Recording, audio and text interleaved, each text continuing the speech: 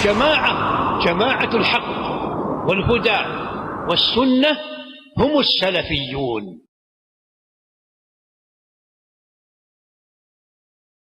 الحمد لله رب العالمين والصلاة والسلام على أشرف الأنبياء والمرسلين من اهتدى بهديه واستنى بسنته إلى يوم الدين. أما بعد، قال المؤلف رحمه الله: باب قول الله تعالى: أفأمنوا مكر الله فلا يأمن مكر الله إلا القوم الخاسرون. معزز حاضرین، دل کے جو اعمال ہیں، جن اعمال میں ایک انسان بگاڑ کا شکار ہو سکتا ہے اور اللہ رب العالمین کے شرک میں مبتلا ہو سکتا ہے، اس سے متعلق ابواب ہم پڑھتے آ رہے تھے. آج کے درس میں مؤلف رحمہ اللہ نے اللہ رب العالمین کی ایک آیت کے ذریعے باب باندھا ہے. اللہ رب العالمین کے مکر سے، اللہ کی تدبیر سے انسان کا بے خوف ہو جانا، یا پھر اللہ رب العالمین کی رحمت سے انسان کا نا امید ہو جانا. سورۃ الاعراف کی آیت نمبر 99 ہے. اللہ فرماتا ہے اس میں: افامنوا مکر اللہ، کیا تم لوگ اللہ کے مکر سے، اللہ کی تدبیر سے بے خوف ہو گئے ہو؟ فلا یأمن مکر اللہ، اللہ کے مکر سے یا اللہ کی تدبیر سے وہی قوم بے خوف ہو سکتی ہے جو خسارہ اٹھانے والوں میں سے ہو. اس آیت کو سمجھنے کے لیے اس سے پہلے کی 2 آیتوں کو دیکھیں.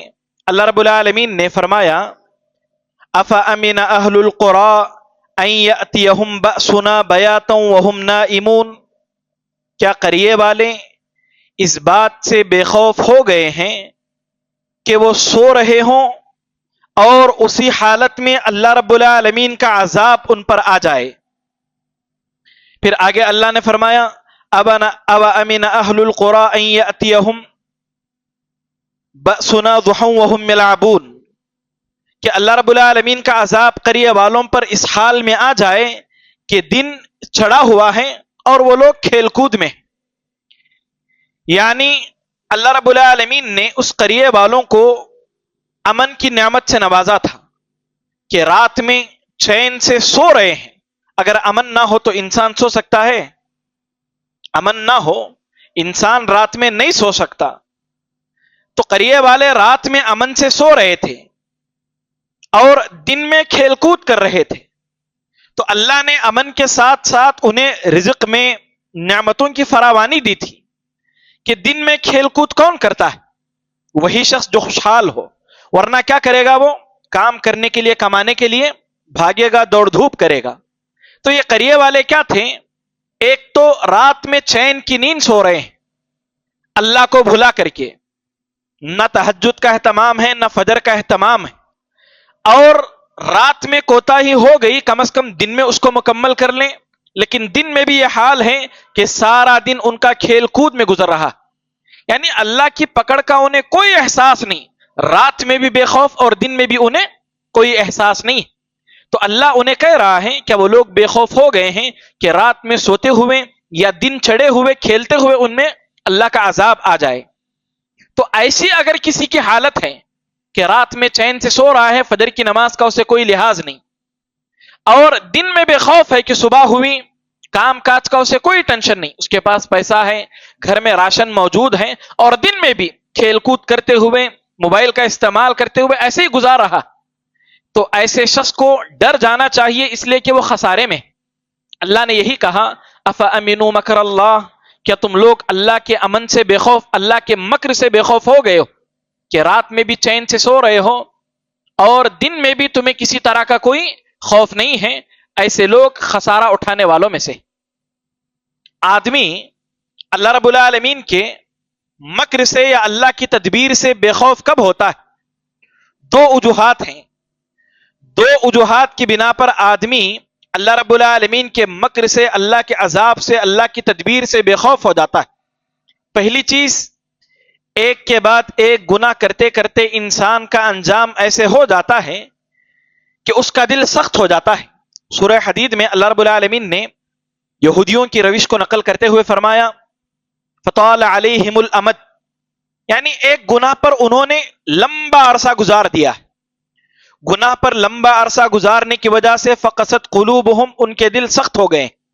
تو آج بھی آپ اس شخص کا حال دیکھ لیں جو اللہ کے مکر سے، اللہ کی تدبیر سے بے خوف ہے، اسے کوئی ٹینشن نہیں کہ اللہ کا عذاب اس پر آ جائے گا۔ اس کی زندگی دیکھیں آپ، اس کی زندگی میں آپ کو صرف گناہ ہی گناہ نظر آئیں گے۔ تو ایک کے بعد ایک گناہ کرنا اور اس حوالے سے نہ سوچنا، یہ چیز انسان کو اللہ رب العالمین کے مکر سے، اللہ کی تدبیر سے بے خوف بنا دیتی۔ انسان کو جائزہ لینا چاہیے۔ اسی طرح دوسری چیز، نیکی کا، عبادت کا تکبر، یعنی عبادت میں ایسے زندگی گزار رہا ہے وہ انسان کہ روزہ بھی ہے، نماز بھی ہے، صدقہ و خیرات بھی ہے، اس عبادت کی بنیاد پر وہ بے خوف ہو گیا ہے کہ اب اس پر اللہ کا عذاب نہیں آ سکتا۔ حالانکہ سورہ مؤمنون میں اللہ رب العالمین نے ایمان والوں کی جو صفات بیان کی ہیں، ان میں ایک صفت یہ بھی ہے کہ سب کچھ کر کے بھی وہ لوگ اللہ کے عذاب سے، اللہ کے خوف سے ڈرتے رہتے ہیں کہ کہیں ان کی نیکیاں اللہ کے پاس رد نہ ہو جائیں۔ تو دو وجوہات کی بنا پر آدمی اللہ رب العالمین کے مکر سے، اللہ کی تدبیر سے بے خوف ہو جاتا ہے، ایک کے بعد ایک گناہ کرنا، یا پھر نیکیوں میں عبادتوں کا تکبر کرنا، جس کی وجہ سے آدمی اللہ کے مکر سے بے خوف ہو جاتا ہے۔ کیا اللہ کے لیے مکر کا لفظ استعمال کرنا درست ہے؟ ہمارے یہاں ایک شخص جو بہت زیادہ چال باز ہو اور اس شخص کی مذمت بیان کرنا ہو، یہ بہت بڑا مکار ہے کہتے ہیں، مکار کہتے ہیں، مذموم صفت ہے یہ۔ اگر انسان کو اس معنی میں مکار کہہ کر کے اس کی تذلیل کی جا رہی ہے یا اس کی برائی بیان کی جا رہی ہے تو یہ مکر مذموم ہے۔ مکر کہتے ہیں خفیہ تدبیر کرنا، پلاننگ کرنا، خفیہ تدبیر کرنا، اور جس شخص کے لیے تدبیر کر رہے ہیں عین اس کو دھوکے میں رکھ کر کے اس پر وہ چیز مسلط کر دینا۔ یعنی ایک شخص ہے جو ایک شخص کو قتل کرنا چاہتا ہے اور اس کے لیے ایسی پلاننگ کرتا ہے کہ جس کو قتل کرنا چاہتا ہے اسے اس کے بارے میں کچھ بھی علم نہیں، اور عین موقع پر غفلت کی حالت میں اسے قتل کر دیتا ہے۔ یہ مکر ہے، اور یہ مکر کیا ہے؟ مذموم ہے۔ اور ایک مکر ہے محمود، جس کی تعریف کی گئی ہے۔ محمود مکر کیا ہے؟ کوئی مثال آپ بتا سکتے ہیں؟ مکر بھی ہو اور اللہ کے پاس اس کی تعریف بھی کی گئی ہو۔ یعنی ایک شخص ہے جو ظالم ہے، لوگوں کو تکلیف دیتا ہے، چور ہے جو لوگوں کی ملکیت کو نقصان پہنچاتا ہے۔ سارے لوگ مل کر کے آپس میں مکر کرتے ہیں یا پلاننگ کرتے ہیں کہ کسی بھی طریقے سے اس قاتل کو پکڑا جائے یا پھر اس چور کو پکڑا جائے، اور وہ چور یا وہ قاتل آپ لوگوں کے اس مکر سے، اس پلاننگ سے غافل ہوتا ہے۔ عین موقع پر جب وہ قتل کر رہا ہو یا چوری کر رہا ہو، آپ اسے پکڑ لیتے ہیں لوگوں کی افادت کے لیے، لوگوں کے مال کی افادت کے لیے۔ یہ مکر کیا ہے؟ محمود ہے۔ اللہ نے ایسے مکر کی تعریف کی ہے، اور جہاں بھی اللہ کے لیے مکر کا لفظ استعمال کیا جائے گا وہاں پر ایسا مکر ہی مراد ہے کہ اللہ رب العالمین مکر کر رہا ہے، پلاننگ کر رہا ہے، خفیہ تدبیر کر رہا ہے۔ وہ لوگ جو خفیہ تدبیر میں ہیں انہی کی تدبیر کو ان پر لوٹانے کے لیے اللہ نے قرآن مجید میں فرمایا وَيَمْكُرُونَ وَيَمْكُرُ اللَّهُ، وہ لوگ بھی مکر کر رہے ہیں اور اللہ بھی مکر کر رہا ہے۔ کفار کیا مکر کر رہے تھے؟ اللہ کے نبی کو قتل کرنے کی سازش، کہ اللہ کے نبی صلی اللہ علیہ وسلم کو مکہ کے جتنے بھی قبائل ہیں تمام قبیلوں کے ایک ایک آدمی کو لیا جائے اور سب مل کر کے محمد پر حملہ کریں اور انہیں قتل کر دیں۔ اس طرح محمد کے خاندان والے تمام قبیلوں سے جنگ لڑنے کی طاقت نہیں رکھتے، اور محمد بن نعوذ باللہ قتل ہو جائیں گے اور ہم بھی بچ جائیں گے۔ یہ مکر کر رہے تھے۔ اللہ نے بھی مکر کیا۔ کیا مکر کیا اللہ نے ہجرت کرنے کا حکم دیا اور ہجرت کے لیے حالات کو سازگار بنایا، اور جب اللہ کے نبی وہاں سے نکلے تو سامنے کفار قتل کے لیے موجود تھے، اس کے باوجود کچھ نہیں کر پائے، اور حضرت علی رضی اللہ عنہ کو وہاں پر اللہ نے حکم دیا تھا کہ آپ حضرت علی کو وہاں پر چھوڑ کر کے جائیں۔ اللہ نے بھی پلاننگ کی اور ان لوگوں نے بھی پلاننگ کی، لیکن یہاں پر ان کا مکر ناکام ہوا اور اللہ کا مکر، اللہ کی تدبیر کامیاب ہو گئی۔ تو اللہ کے لیے جہاں بھی مکر کا لفظ استعمال ہوگا وہ ایسا مکر ہے جس میں کسی پر کسی طرح کا ظلم نہیں ہے، وہ محمود مکر ہوگا۔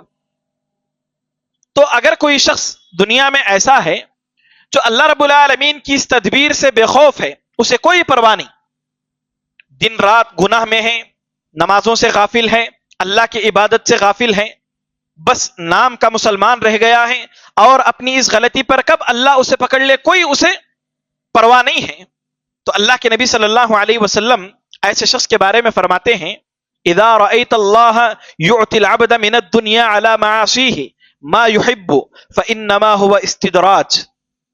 جو کوئی بھی شخص دنیا میں ایسے بندے کو دیکھے جس کو اللہ نے بہت ساری دنیا دی ہوئی، اس کے پاس گاڑیاں ہیں، بنگلے ہیں، اولاد ہے، گھر ہے، رتبہ ہے، عہدہ ہے، سب کچھ ہے، ما یحب جو وہ چاہتا ہے، ایک گنہگار کے پاس وہ سب کچھ ہے، فإنما هو استدراج تو جان لے کہ وہ کیا ہے، استدراج ہے، اللہ کی طرف سے اس شخص کے لیے مہلت۔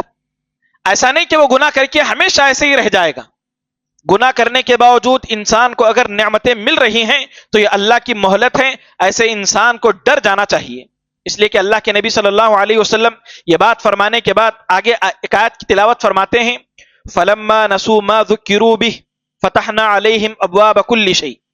جو لوگ بھی اللہ کے ذکر کو بھلا دیے ہیں، اللہ کہتا ہے ہم نے ان پر ہر چیز کے دروازے کھول دیے، ہر چیز ہم انہیں عطا کر رہے ہیں، حتیٰ اذا فرحوا یہاں تک کہ وہ اس چیز سے خوش ہو جاتے ہیں جو اللہ نے انہیں دیا ہے۔ اللہ کیا کرتا ہے اخذناہم بغتۃ، اللہ رب العالمین اچانک ان لوگوں کو پکڑ لیتا ہے، اور ایسا پکڑتا ہے کہ دوبارہ کبھی بھی وہ ابھر نہیں پاتے۔ ایک شخص ایسا ہے جس کے دل میں اللہ رب العالمین کا خوف رتی برابر بھی نہیں، ایسا شخص کافر ہے، اس کا اسلام سے کوئی لینا دینا نہیں۔ لیکن ایک شخص ایسا ہے جس کے دل میں اللہ رب العالمین کا خوف تو ہے لیکن عملی کوتاہی ہے، تو ایسا شخص کبیرہ گناہ کا مرتکب ہوگا۔ یہ اس باب کا اس سے تعلق ہے۔ ایک دوسری بات جو اس باب میں محمد بن عبد الوہاب رحمۃ اللہ علیہ نے بیان کی ہے وَمَن يَقْنُطْ مِن رَحْمَةِ رَبِّهِ إِلَّا الضَّالُّونَ۔ ایک تو شخص ایسا ہے اللہ کے مکر سے بے خوف ہے، دوسری کیفیت یہ ہے کہ اللہ کی رحمت سے بالکل مایوس ہے۔ اللہ کی رحمت سے مایوسی یہ کیا ہے؟ اللہ کی رحمت سے مایوسی کفر ہے۔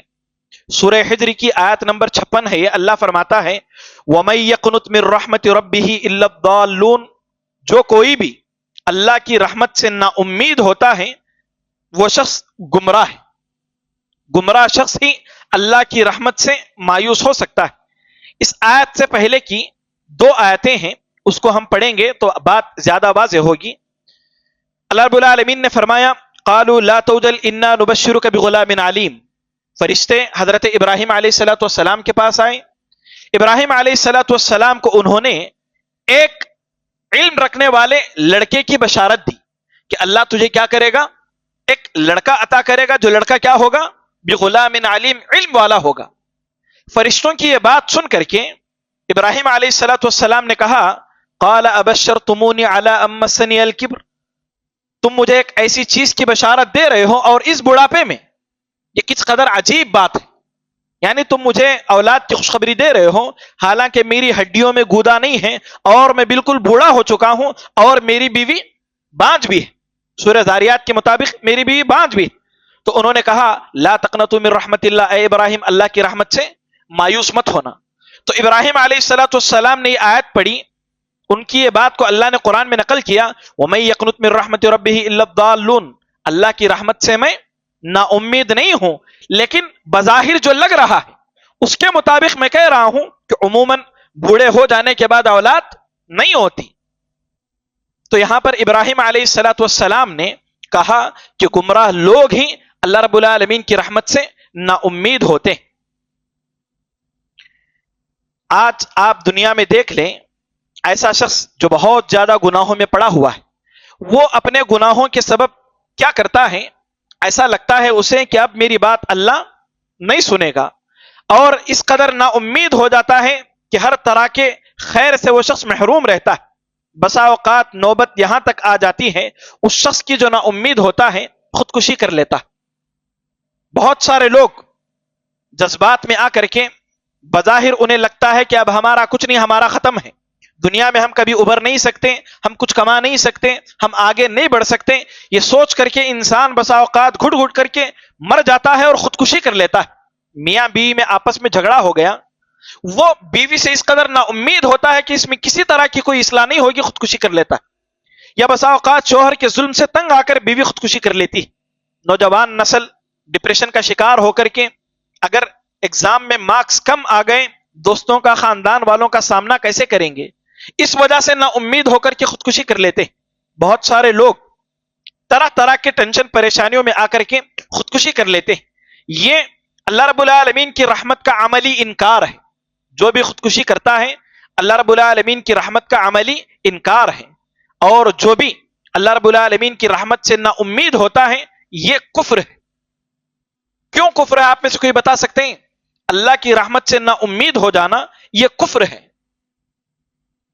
یہ کفر اس بنیاد پر ہے کہ اللہ رب العالمین کی قدرت پر طعن ہے، اللہ کی رحمت پر طعن ہے۔ یعنی انسان اس وقت یہ سمجھ لیتا ہے کہ اب اللہ رب العالمین بھی میرا کچھ نہیں کر سکتا، اب یہ معاملہ اللہ رب العالمین بھی نہیں سدھار سکتا، اس لیے تنگ آ کر کے وہ کیا کرتا ہے؟ خودکشی کر لیتا ہے۔ اور جو آدمی خودکشی کرتا ہے اللہ کی رحمت سے مایوس ہو کر کے، ایک تو اللہ کی رحمت پر طعن ہے، دوسرا کفر سے اس کا یہ تعلق ہے کہ آخرت پر اس کا ایمان نہیں ہے، اس لیے کہ وہ یہ سمجھتا ہے کہ مرنے کے بعد سارے مسائل ختم ہیں، مرنے کے بعد سارے مسائل ختم ہیں، زندہ ہوں اس لیے سب پریشانیاں ہیں، مر جاؤں گا فوراً ساری پریشانیاں ختم ہو جائیں گے، جبکہ انسان کی اصل زندگی مرنے کے بعد شروع ہوتی ہے۔ تو ان دو وجوہات کی بنا پر اللہ کی رحمت سے جو شخص مایوس ہوتا ہے وہ کفر ہے۔ اسی لیے محمد بن عبد الوہاب رحمۃ اللہ علیہ نے یہ چیز یہاں پر نقل کی ہے۔ سوچو انبیاء رضوان اللہ، انبیاء علیہ الصلاۃ والسلام کس قدر اللہ کی رحمت سے پر امید ہوتے تھے۔ حضرت یعقوب علیہ الصلاۃ والسلام کو دیکھیں، حضرت یعقوب کا ایک بیٹا یوسف چھن گیا، جس کو کئی سال گزر گئے، اور جب غلہ لینے کے لیے سارے بچے گئے یوسف کے پاس تو اس موقع پر ان کا بیٹا بنیامین وہ بھی چھن گیا۔ واپس بچے آئے، کہیں کہ بیٹے کو بھی، آپ کے دوسرے بیٹے کو بھی انہوں نے روک لیا ہے۔ تو اس کے بعد تیسری مرتبہ پھر جا رہے ہیں، دوسری مرتبہ پھر جا رہے ہیں حضرت یوسف کے پاس غلہ لینے کے لیے اور اپنے بھائی کو چھڑانے کے لیے۔ تو اس وقت حضرت یعقوب علیہ الصلاۃ والسلام کہتے ہیں، یا بنی یذهبوا فتحسسوا من یوسف ولا فتحسسوا من یوسف واخیہ ولا تیأسوا من روح اللہ، جاؤ یوسف کو بھی تلاش کرو اور ان کے بھائی کو بھی تلاش کرو۔ حالانکہ یوسف علیہ الصلاۃ والسلام کو اپنے باپ سے کھوئے ہوئے کتنا لمبا عرصہ گزر گیا، اس کے باوجود یعقوب علیہ الصلاۃ والسلام پر امید ہیں، اللہ کی رحمت سے انہیں امید ہے، اور اپنے بچوں سے کہہ رہے ہیں اپنے بھائی کو چھڑانے کے لیے جا رہے ہو، دیکھو تمہیں یعقوب بھی ملے گا، یوسف کی بھی تم تلاش کرنا۔ اور کیا ہوا؟ اس امید کی بنیاد پر اللہ رب العالمین نے ان کے دونوں بیٹوں کو لوٹا دیا۔ بطور خاص ایسا انسان جو بوڑھا ہو چکا ہے، جس کی آخرت قریب ہے، موت کے قریب ہو رہا ہے، ایسے شخص کو ہمیشہ پر امید رہنا ہے اور اللہ کی رحمت سے امید رکھنا ہے، اس لیے کہ بندہ اللہ رب العالمین کے بارے میں جیسا گمان رکھ کر کے اس دنیا سے جائے گا، اس کے ساتھ اللہ رب العالمین اسی طرح کا معاملہ کرے گا۔ اللہ کے نبی صلی اللہ علیہ وسلم کی امید دیکھیں، آپ کو قتل کرنے والے غار تک آ گئے ہیں، سامنے ہیں، نیچے دیکھیں گے تو پیر دکھ جائیں گے، اس کے باوجود اللہ کے نبی نے کیا کہا؟ ان اللہ معنا، اللہ ہمارے ساتھ۔ اس سے پہلے کے درس میں ہم نے سنا تھا حضرت موسیٰ علیہ الصلوۃ والسلام کی قوم کو سامنے سمندر موت نظر آ رہی تھی اور پیچھے فرعون، ادھر بھی موت نظر آ رہی تھی۔ اس موقع پر بھی حضرت موسیٰ علیہ الصلوۃ والسلام کو اللہ پر بھروسہ تھا، اللہ پر امید تھی، اللہ نے انہیں کیا کیا؟ نجات دی۔ تو حالات جیسے بھی ہوں ہمیشہ ایک انسان کو پر امید ہونا ہے، ورنہ شیطان جس شخص کو مایوس کر دے، بطور خاص اللہ کی رحمت سے وہ اس انسان سے کچھ بھی کروا لیتا ہے۔ اولاد سے مایوس ہو گئے، اللہ رب العالمین کی رحمت سے مایوس ہو گئے کہ اللہ اولاد نہیں دے گا، شرک کرواتا ہے، شرک کرواتا ہے۔ اسی طرح اگر آدمی مایوس ہو گیا تو وہ کبھی بھی ابھر نہیں سکتا۔ آج نہیں کمائے، امید ہے کہ کل کما لیں گے، آج بیمار ہے، امید ہے کہ کل صحت مند ہو جائیں گے، لیکن شیطان انسان کو اس قدر بسا اوقات نا امید یا اللہ کی رحمت سے غافل کر دیتا ہے کہ انسان شرک، کفر سب کچھ کر کے اسی حالت میں دنیا سے چلا جاتا ہے۔ اسی لیے اس باب کو قائم کر کے اس حوالے سے محمد بن عبد الوہاب رحمۃ اللہ علیہ نے تنبیہ کیے ہیں۔ دو باتیں ہیں جس کو بیان کر کے میں اپنی بات مکمل کر لوں گا، اس کے بعد حضرت ابن عباس رضی اللہ عنہما کی ایک روایت پیش کرتے ہیں، فرماتے ہیں اللہ کے نبی صلی اللہ علیہ وسلم نے فرمایا سئل عن الکبائر، اللہ کے نبی سے کبیرہ گناہوں کے متعلق پوچھا گیا۔ کبیرہ گناہ کسے کہتے ہیں؟ کبیرہ گناہ کہتے ہیں ایسا گناہ جس پر اللہ رب العالمین کی طرف سے، اللہ کے نبی کی طرف سے، فرشتوں کی طرف سے، مومنین کی طرف سے اس گناہ پر لعنت بھیجی گئی ہو۔ یعنی ایسا عمل جس پر اللہ کی طرف سے یا نبی یا فرشتوں کی طرف سے لعنت بھیجی گئی ہو وہ کبیرہ گناہ ہے، یا ایسا عمل جس کی وجہ سے کوئی وعید سنائی گئی ہو، یا ایسا عمل جس پر کوئی حد نافذ ہو، تو ایسے گناہ کیا ہیں؟ کبیرہ گناہ ہے۔ تو ان گناہوں کے متعلق پوچھا گیا تو اللہ کے نبی نے فرمایا سب سے پہلا گناہ، بڑا گناہ، اکبر الکبائر، فرمایا الشرک باللہ، اللہ کے ساتھ شرک کرنا ہے، یہ سب سے بڑا گناہ ہے جس سے متعلق ہم مسلسل سنتے آ رہے ہیں۔ دوسرے درجے پر اللہ کے نبی نے فرمایا وَالْيَأْسُ مِنْ رَوْحِ اللَّهِ، اللہ رب العالمین کی رحمت سے مایوس ہو جانا، وَالْأَمْنُ مِنْ مَكْرِ اللَّهِ، تیسرے درجے پر اللہ رب العالمین کے مکر سے، اللہ کی تدبیر سے بے خوف ہو جانا۔ تین گناہ، اکبر الکبائر، اللہ کے ساتھ شرک کرنا، اللہ کی رحمت سے نا امید ہو جانا، والامن من مکر اللہ، اور اللہ کے امن سے، اللہ کے مکر سے بے خوف ہو جانا۔ اسی درجے کی ایک اور روایت ہے، یہ حضرت عبداللہ بن مسعود رضی اللہ عنہ کا قول ہے۔ عبداللہ بن مسعود رضی اللہ عنہ کون ہے؟ یہ اپنے بارے میں فرماتے ہیں قرآن کی 114 سورتیں، جن میں سے 70 سورتوں کو انہوں نے اللہ کے نبی سے بالمشافہ سنا ہے۔ اللہ کے نبی سے، اللہ کے نبی کے منہ سے، اللہ کے نبی سے مل کر کے انہوں نے تقریباً 70 سورتیں سنی ہیں۔ یہ فرماتے ہیں اکبر الکبائر، سب سے بڑا کبیرہ گناہ کیا ہے؟ الاشراک باللہ، اللہ کے ساتھ شرک کرنا، والامن من مکر اللہ، اللہ کے امن سے یا اللہ کے مکر سے بے خوف ہو جانا، والقنوط من رحمت اللہ، اور اللہ کی رحمت سے مایوس ہو جانا، والیأس من روح اللہ، اور اللہ کی رحمت سے مایوس ہو جانا، دونوں اسی طرح کا معنی ہے۔ یہاں پر اللہ کی رحمت سے مایوس ہو جانے کے لیے دو الفاظ استعمال کیے گئے ہیں، ایک والقنوط من رحمت اللہ اور والیأس من روح اللہ۔ ان دونوں میں علماء نے ہلکا سا فرق بیان کیا ہے۔ والقنوط من رحمت اللہ، اس کا مطلب یہ ہے کہ ہر طرح کے خیر سے مایوس ہو جانا، کہ اب میری زندگی میں کوئی خیر ہونے والا نہیں، یا مسلمان قوم کو اب کوئی خیر نہیں پہنچ سکتا۔ کہتے ہیں نا لوگ کہ مسلمان قوم تباہ ہے، برباد ہے، یہ اللہ کی رحمت سے مایوسی والے الفاظ ہیں۔ قنوت کہتے ہیں، قنوت کہتے ہیں والقنوط من رحمت اللہ، اللہ کی رحمت سے مایوس ہو جانا، یہ اس معنی میں کہ ہر طرح کے خیر سے مایوس ہو جانا۔ والیاس، یاس کہتے ہیں ہر طرح کے شر کے ختم ہونے سے مایوس ہو جانا، یعنی معاشرے میں یا ہمارے اندر گھر میں قبیلے میں شر ہے تو اس شر کے ختم ہونے سے مایوس ہو جانا، اسے یاس کہتے ہیں۔ اور قنوت کہتے ہیں ہر طرح کے خیر سے مایوس ہو جانا، یہ کفر تک انسان کو پہنچا دیتا ہے۔ اسی پر ہم اپنی بات کو مکمل کرتے ہیں۔ انشاءاللہ کل کے درس میں ہم اللہ رب العالمین کی طرف سے کسی بندے پر قدرتی طور پر تقدیر کے فیصلے کے مطابق کوئی آزمائش آئی تو اس پر صبر کرنا، اس سے متعلق انشاءاللہ اگلے باب میں ہم سنیں گے۔ اللہ سے دعا ہے کہ اللہ رب العالمین ہم تمام کو جتنی بھی باتیں آج کے درس میں سنے ہیں، ان باتوں کو سننے سے زیادہ، کہنے سے زیادہ صدق دل سے عمل کرنے کی توفیق نصیب فرمائیں۔ آمین، تقبل یا رب العالمین۔ معزز حاضرین، آج کے درس میں ہم لوگوں نے جو بھی سنا اس سے متعلق 3 سوالات ہوں گے۔ مکر، اس کا معنی کیا ہے، اور کیا اللہ کے لیے مکر کا لفظ استعمال کرنا درست ہے؟ کون بتائیں گے آپ میں سے؟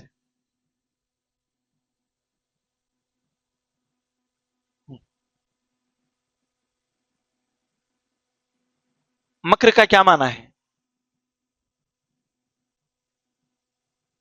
چلو، پلاننگ کرنا، خفیہ تدبیر کرنا، کیا اللہ کے لیے استعمال درست ہے؟ کیسے؟ اس لیے کہ مکر کا لفظ مذموم بھی ہے اور محمود بھی ہے، تو اللہ کے لیے یہ لفظ استعمال کرنا درست ہے۔ کیسے؟ بارک اللہ فیک، کوشش کیا آپ۔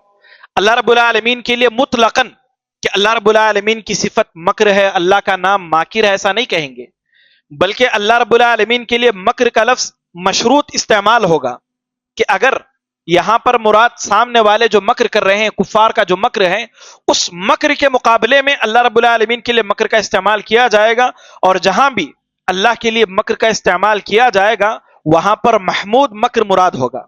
جیسے ہم نے ایسا مکر، ایسی پلاننگ جو اللہ کے پاس جس کی تعریف کی گئی ہے سنا کہ چور کو پکڑنا، قاتل کو پکڑنا تاکہ لوگوں کی جان، لوگوں کا مال محفوظ رہ سکے. اللہ رب العالمین کے رحمت سے مایوس ہو جانا، اس کا کفر سے، شرک سے کیا تعلق ہے؟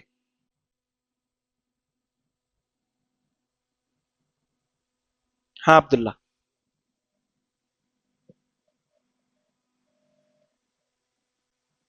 بارک اللہ فیک. یعنی اللہ رب العالمین کی رحمت سے مایوس ہو جانا، ایک طرح سے یہ سمجھنا کہ اللہ رب العالمین کے اندر میرے اس مسئلے کو حل کرنے کی قدرت نہیں ہے. نعوذ باللہ ایسا کوئی عقیدہ رکھتا ہے تو وہ کیا ہے؟ دائرہ اسلام سے نکل جائے گا. یا پھر یہ عقیدہ رکھنا کہ مرنے کے ساتھ ہی میری ساری پریشانی ختم ہے، زندہ ہوں اس لیے یہ مسائل ہیں، اور یہ سوچ اگر کسی کی ہے تو اس نے آخرت کا انکار کیا اس لیے کہ مرنے کے بعد ہی نا قبر ہی میں اس کے مسائل شروع ہو جائیں گے. بارک اللہ فیک عبداللہ. ایک آخری سوال، کبیرہ گناہ کسے کہتے ہیں؟ گناہ کی دو اقسام ہیں، ایک صغیرہ، ایک کبیرہ. تو کبیرہ گناہ کسے کہتے ہیں؟ ہاں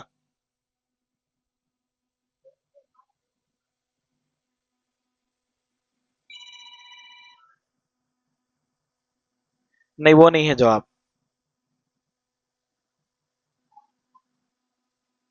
یہ بھی نہیں ہے. ہاں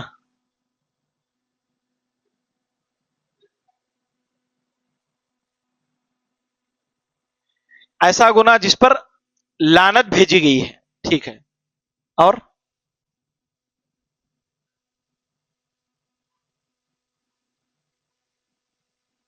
جو بغیر توبہ کے معاف نہیں ہوتے. ٹھیک ہے. صغائر کو اللہ رب العالمین بغیر توبہ کے بھی، جیسے محرم میں ہم نے روزہ رکھا، عرفہ میں روزہ رکھا، حج کیا ایک جمعہ سے دوسری جمعہ، ٹھیک ہے، یہ میں نہیں بیان کیا تھا پھر بھی آپ بیان کی. ایک اور ایسا گناہ جس پر حد جاری ہو، جیسے چوری پر ہاتھ کاٹنا، زنا کرنے والے کو رجم کرنا. بارک اللہ فیک عمران بھائی.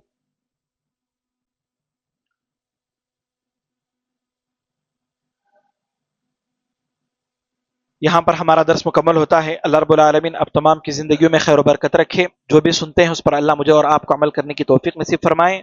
میرے اور آپ کے عقیدے کی، ایمان کی اللہ حفاظت فرمائے. سبحانک اللہم و بحمدک، اشہد ان لا الہ الا انت، استغفرک و اتوب الیک. وقل جاء الحق وزهق الباطل إن الباطل كان